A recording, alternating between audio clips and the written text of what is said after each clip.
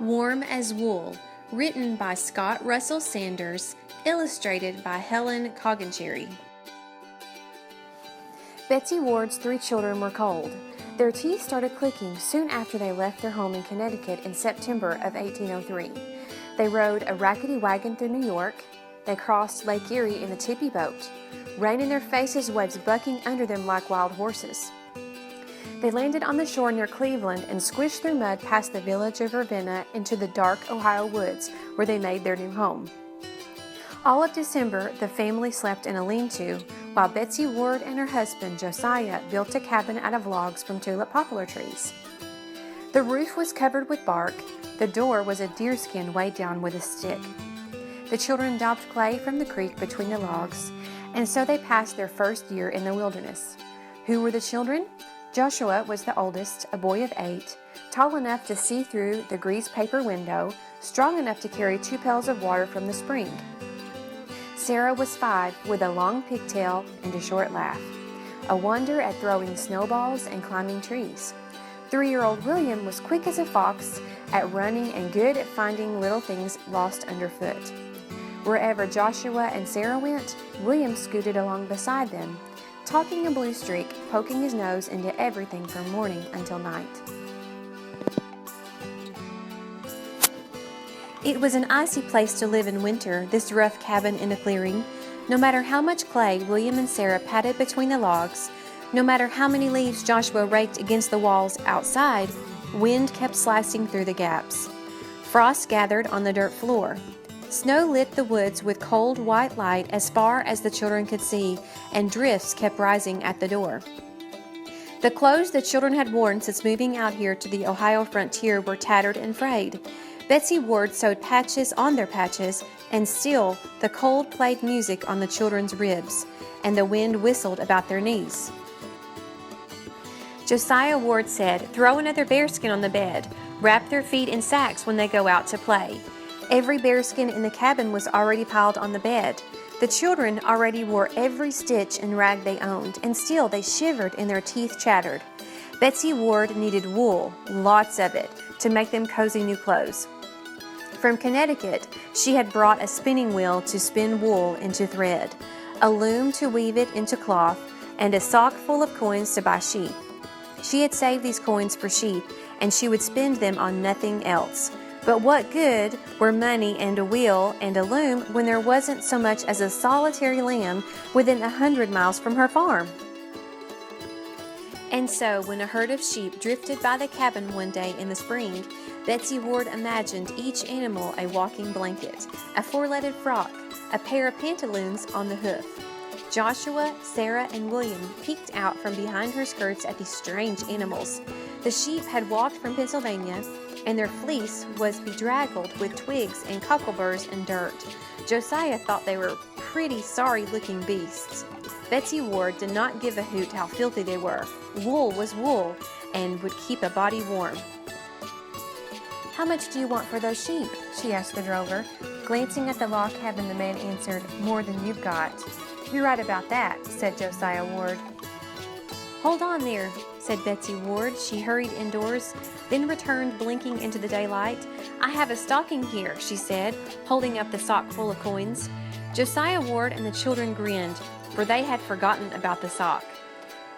The drover stopped his herd. He stroked his chin. "I promised these sheep to Mr. Culver," he told her. "Culver," she scoffed. "He'll only let them eat poison weed and kill themselves like he did the last ones." Betsy Ward took from the stocking a handful of coins. "I see your point," said the drover.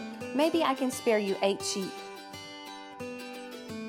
The deal was made swiftly, and Betsy Ward owned 8 of the ragamuffin beasts.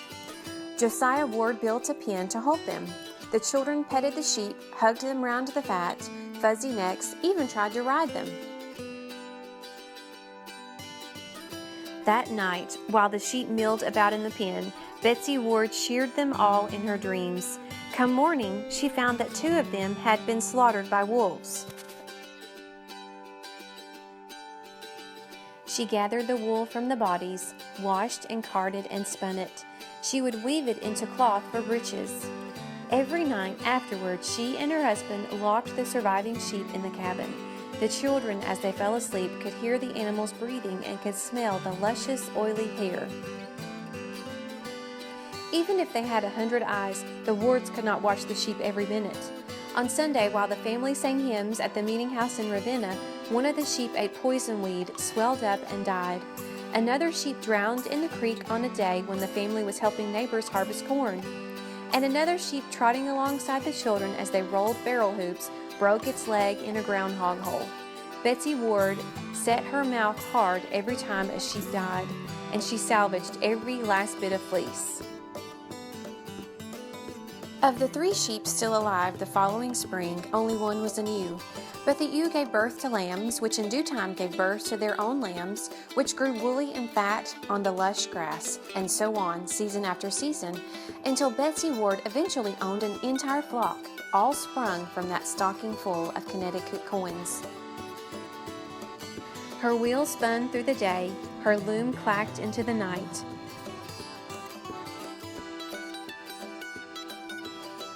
Dressed from head to toe in wool, her children, at last, were warm. The Bible contains words of wisdom, encouragement, hope, comfort, but also humor.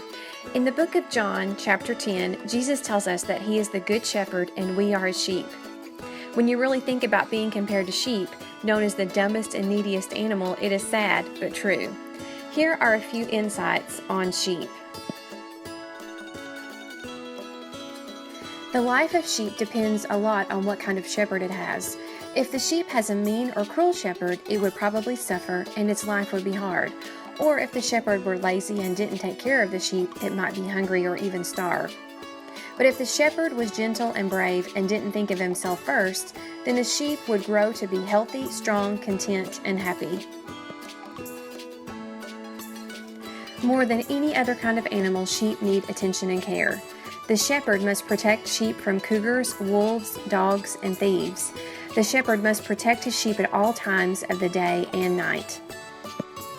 We are told in 1 Peter chapter 5, verse 8, "Be alert and of sober mind. Your enemy the devil prowls around like a roaring lion, looking for someone to devour." Sheep are timid and fearful animals. They get scared very easily, and this fear keeps them from doing many things that are good for them. Sheep are mass-minded. They have mob instincts. They will do what every other sheep is doing. If one sheep gets scared and runs, all the others will run with it, whether they know why they are running or where they're going. They will also follow each other off a cliff and plummet to their death. Sheep are animals of habit. They like to keep following the same trails over and over. They will keep grazing on the same land until they practically ruin the land, and they will eat bad grass. Sheep are known to be very stubborn animals. They need the shepherd to guide them around. They are also known to be very stupid and dumb animals. They will sometimes just freeze if danger is around. Sometimes they won't even try to run for safety. They will just panic and not even cry out. Sheep will not lie down until they are not afraid, until they get along with all the other sheep, until they do not have any flies or pests bothering them, or until they aren't hungry. Sheep will butt each other with their heads. They also have a butting order. The oldest sheep usually has the highest position of power. If a younger sheep is eating in a patch of grass the oldest one wants, he will butt the younger one out of the way. The younger one will act just the same way to the sheep younger than themselves. But when the shepherd comes around, the sheep forget what they were fighting for and they stop and behave themselves. A sheep has to have good land to feed on, or it will stay hungry. If a sheep is hungry, it will stay on its feet and constantly be searching for food to satisfy its hunger. Sheep cannot sleep if they are hungry, and they are not much good to the owner if they stay in that condition. They get nervous and upset very easily, and if they don't eat the right food, all sorts of things will bother them. Sheep are bothered by many different pests, all kinds of flies, mosquitoes, gnats, and other flying insects. Many of these insects will aim straight for the nose of the sheep. If they get into the sheep's nose, they may lay eggs. When the eggs hatch, the larvae will get into the passages of the nose and cause swelling and irritations and sometimes cause blindness.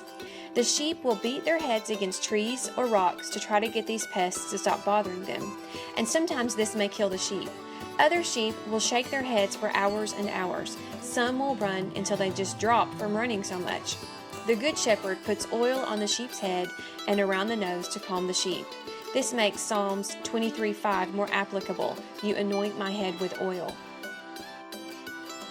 Sheep can become cast down. This means that they get turned over on their backs and cannot get up by themselves.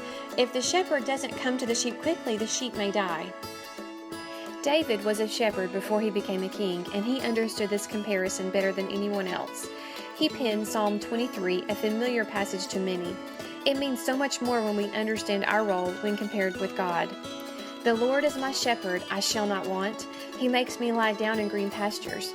He leads me beside quiet waters. He restores my soul. He guides me in the paths of righteousness for his name's sake. Even though I walk through the valley of the shadow of death, I will fear no evil, for you are with me. Your rod and your staff, they comfort me. You prepare a table before me in the presence of my enemies. You have anointed my head with oil, my cup overflows. Surely goodness and loving kindness will follow me all the days of my life, and I will dwell in the house of the Lord forever. So the next time you think you're so smart, remember that we are really just dumb sheep in desperate need of a shepherd.